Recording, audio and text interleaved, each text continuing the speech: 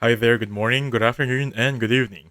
So, how to fix messages are missing sync now on Messenger. So, that's going to be a problem recently on Messenger. So, how to fix it? So, make sure you're in settings of your Messenger and go to settings right there. So, this is how it should look like. Look for the one that says privacy and safety. Usually, it was privacy and security.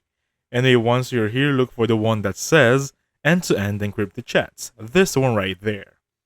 You open it right here, open message storage. So there are two things you want to do here. First, if of course, you should reset this one. And then do not back it up. Moreover, click this one, turn off secure storage, meaning you're gonna turn it off indefinitely so you don't have that error anymore. Wherein Messenger always says how to fix messages are missing or store now. So that's gonna be an annoying error, so make sure you turn this off and I'm sure that you'll be good to go. And basically, that's it. So, thank you so much for watching. I'll catch you guys on the next one.